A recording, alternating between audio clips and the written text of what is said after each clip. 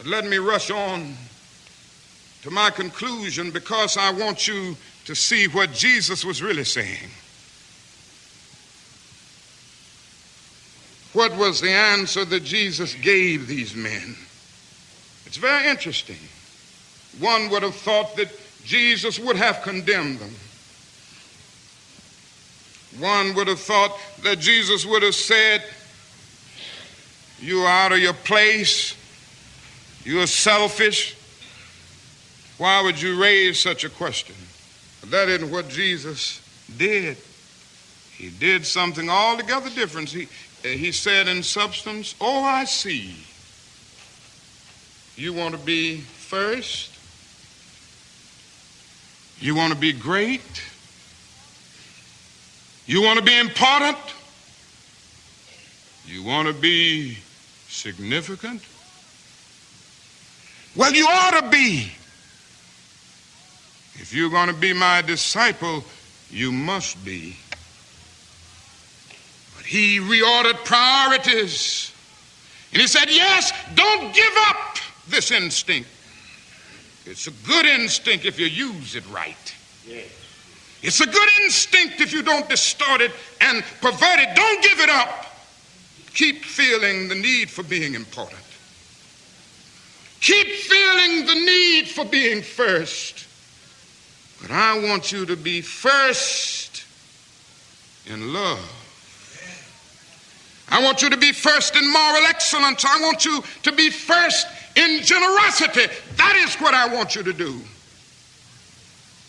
And he transformed the situation by giving a new definition of greatness. And you know how he said it? He said, "Now, brethren, I can't give you greatness. And really, I can't make you first." This is what Jesus said to James and John. You must earn it. True greatness comes not by favoritism, but by fitness. And the right hand and the left are not mine to give. They belong to those who are prepared. And so Jesus gave us a new norm of greatness. If you want to be important, wonderful.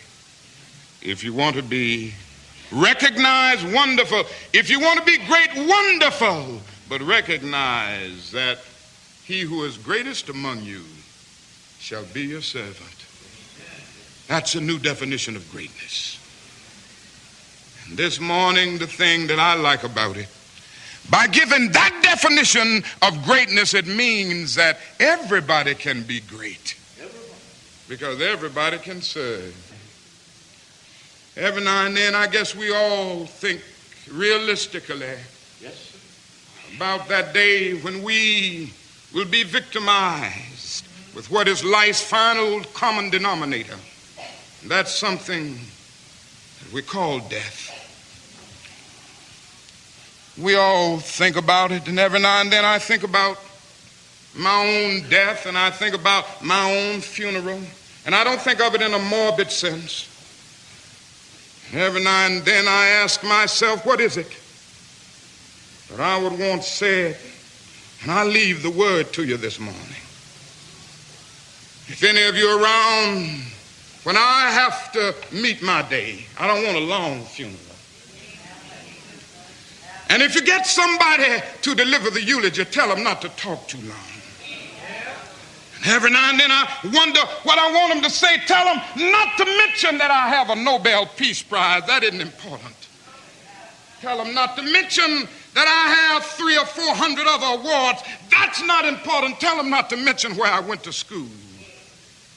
I'd like somebody to mention that day that Martin Luther King Jr. tried to give his life serving others. I'd like for somebody to say that day that Martin Luther King Jr. tried to love somebody. I want you to say that day that I tried to be right on the war question. I want you to be able to say that day that I did try to feed the hungry. I want you to be able to say that day that I did try in my life to clothe those who were naked.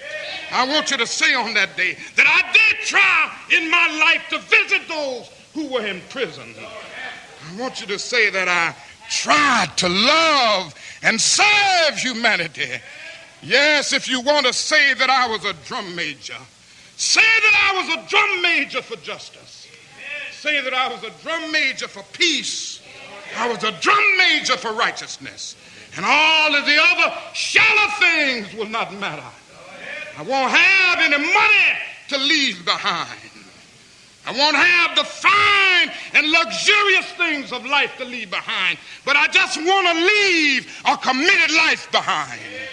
And that's all I want to say. If I can help somebody as I pass along, if I can cheer somebody with a word of song, if I can show somebody he's traveling wrong, then my living will not be in vain.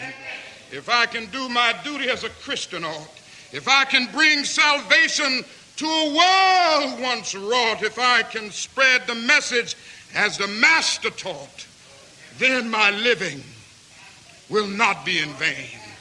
Yes, Jesus, I want to be on your right or your left side, not for any selfish reason. I want to be on your right or your left side, not in terms of some political kingdom or ambition, but I just want to be there in love and in justice and in truth.